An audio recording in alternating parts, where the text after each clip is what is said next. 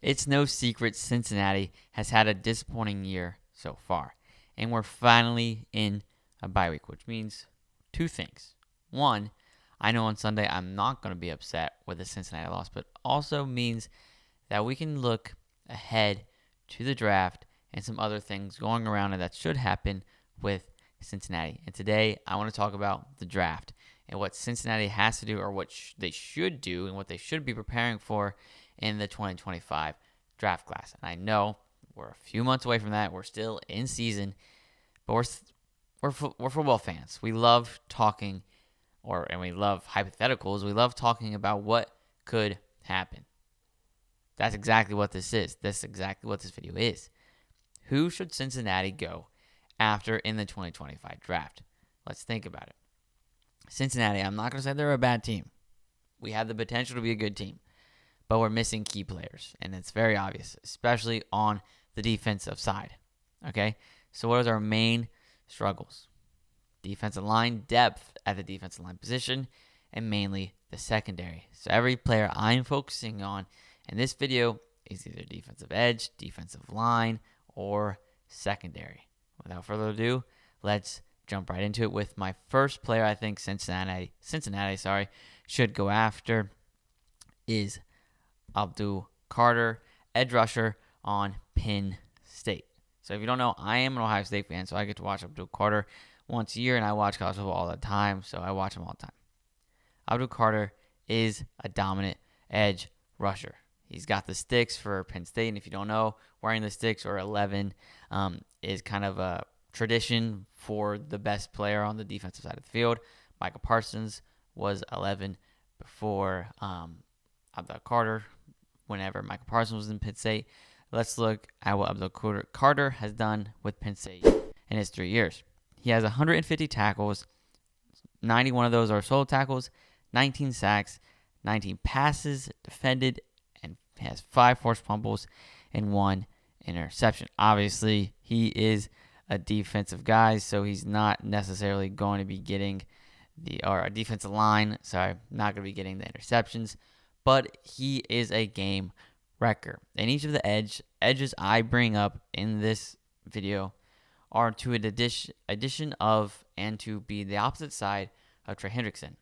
For Abdul Carter, he usually plays on the blind side. That's usually where Trey Hendrickson plays. I don't think Carter would mind going to the strong side. But what Cincinnati really needs is another player opposite side of Trey Hendrickson.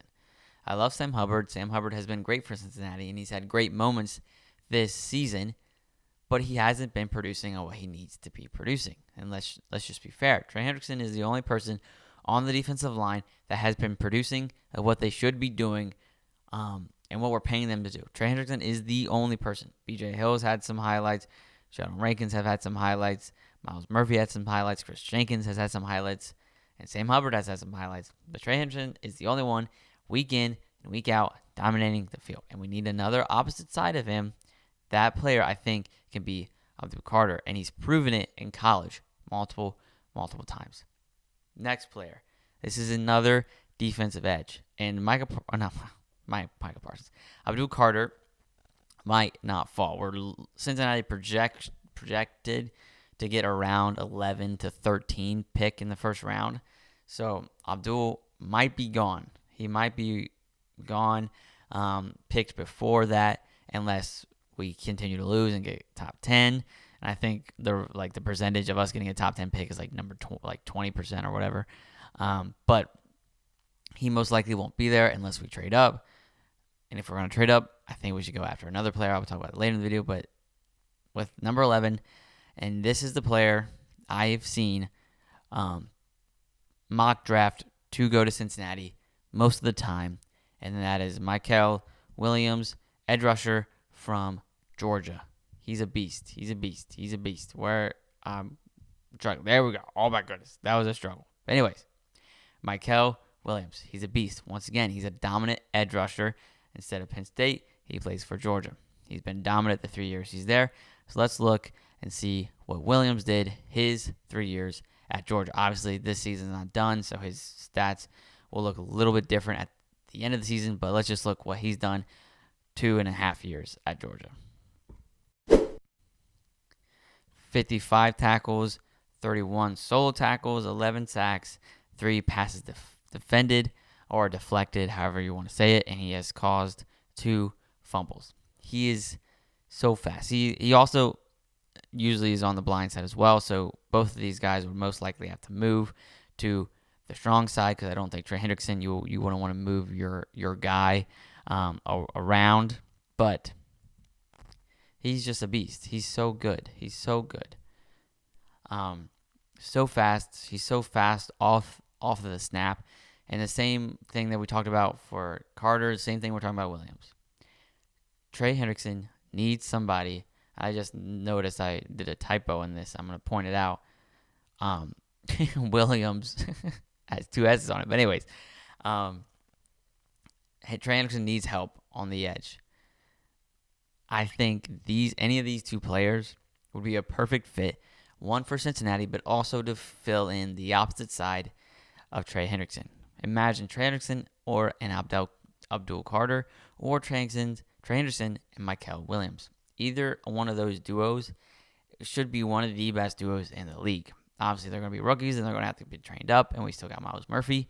But having that rotation, even if we keep Sam Hubbard, which most likely, if we're going after this, we most likely won't have Sam Hubbard in 2025, but you have Trey Hendrickson, Abdul Carter, or Michael Williams, and Myles Murphy all rotating together. That's a solid edge rush rotation that I think Cincinnati should be focusing on, unless for whatever reason we get a higher pick and then we get to go after players like I will be talking about in the future and later in this video. But the 2 edge rushers I think Cincinnati should be focusing on are 1, Abdul Carter, and then 2, that's sneak peek, Michael Williams. Now, staying with the defensive line, this is a defensive tackle who I think, since if we're going after defensive tackles, most likely, I've heard a lot of people saying Sheldon Rankins, even though we traded him for him, will likely be released after this season if that is true,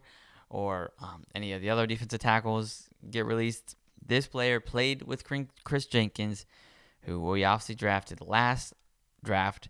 And Cincinnati loves to draft Michigan players. I'm an Ohio State fan, so it hurts me. There's 2 Michigan players in this video. But this player is a dog. He's so good. I'm just going to... Mason Graham. He's so good. He's so dominant, and he's a bigger guy, but he's so powerful, and he's so fast with his feet, and he's so quick on his feet. He's a scary defensive tackle. And if Cincinnati can get Mason Graham, and once again, I don't think he's going to fall far. Mason Graham should be a top 10 pick in this draft. In every mock draft I've seen, it has shown him going top 10. He should be a top 10 pick. But if for whatever reason he falls or we can trade up to get Mason Graham, I say we do it 100%.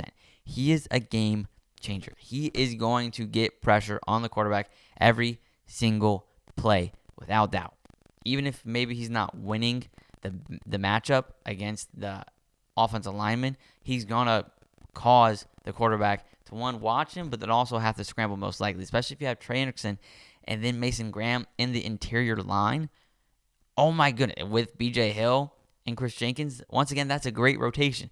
B.J. Hill, Mason Graham, and Chris Jenkins, that's a great rotation for the interior defensive line. That's great. Let's look at what Mason Graham has done his 3 years at Michigan. Once again, 2.5 years, but you guys already understand. But let's look and see what Mason Graham has done so far.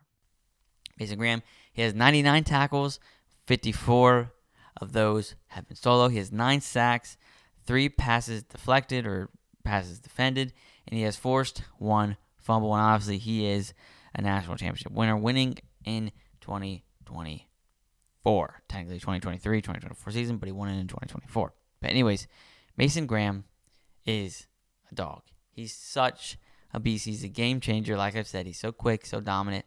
But that rotation and adding that depth to the defensive line would be huge for Cincinnati, and I think would pretty much solve the defensive line problem. Obviously, there's more problems we have to fix, but any of these 3 guys would be a huge help in the depth, in the rotation, and just the overall dynamic of the defensive line. Any of these 3 players would be huge Abdul Carter, Michael Williams, or Mason Graham. Now, getting away from the defensive line, going to the secondary. Secondary for Cincinnati has been a struggle this year. Dax Hill went out with a season-ending injury. DJ Turner went out with a season-ending injury recently. Cam Taylor-Britt hasn't been performing as what we would like him to. Mike Hilton has been the one dominant player we have seen. Josh Newton, the rookie out of TCU, has shown a lot of highlights, and I think he's going to be a great asset for Cincinnati. But we still need to add depth to that secondary, and there's two players I think we need to go after. I think both of them most likely we're going to have to trade up for, but these two players should be the two players that are on top of Cincinnati's board. First, it's got to be Will Johnson from Michigan. Yes, another cornerback from Michigan. For whatever reason, Cincinnati loves drafting Michigan cornerbacks, but I think this one makes sense. Once again, just like Mason Graham, Will Johnson is a game changer. He changes the outlook of the... Oh, I hit my snack. He changes outlooks of games at all times. Quarterbacks in college do not throw his way, and when they do, last season, 2023 season, when Ohio State played Michigan, when Kyle McCord threw Will Johnson's way, he got a pick six. Against who? Marvin Harrison Jr. He is a dominant player. He's physical. He knows how to, on those little slant routes, those little dig routes, the short routes, he knows how to jump those perfectly. Mike Hilton, that little out route that should have been a pick six, that's what Will Johnson does pretty much every single game. He's so lanky. He kind of reminds me of a little bit of Sauce Gardner, but he's so dominant. He's so good. We would have to most likely trade up for him, but if we should, and if we can, if it's there, I don't think he's going to fall. We have to trade up for him, but this is the kind of player that you want to trade up for. He's going to be a top 10 cornerback in the league, I would say, straight out of the draft. Let's look and see what he's done so far in his career with Michigan. Will Johnson, he has 68 tackles, 57 of those are solo. He has 10 passes deflected, and he has 9 interceptions. I don't know how many of those are pick sixes, but I would say at least probably 2 of them are pick sixes. But once again, he is a dominant player. He always has been for Michigan, and he's going to be in the NFL. Wherever he goes, he is going to be a dominant cornerback in the NFL. That's why I think Cincinnati needs to trade up. Get ready to trade up and go after one of these players. A lot of these players I'm talking about will be gone after the top 10 picks. These are the players Cincinnati needs to be trading up for to go solidify what the Cincinnati defense can be going forward. Will Johnson should be one of the top 3 players on Cincinnati's draft board. 100%. Without a doubt in my mind, this is the player or one of the players that we should be going to get without a single doubt. Now this last player. Not a lot of people have talked about it for Cincinnati, but it makes so much more sense. Something has to happen for this to play out. A lot of things probably have to happen for this to play out, but it makes so much sense. And I don't remember if I messed up and showed you guys already, but who I think really could make a difference on Cincinnati, and he's going to be a game changer no matter where he goes, Travis Hunter. I know. He's going to be should be top 3 pick. How does Cincinnati get to top 3? There's some things that have to happen, and I don't want this to happen.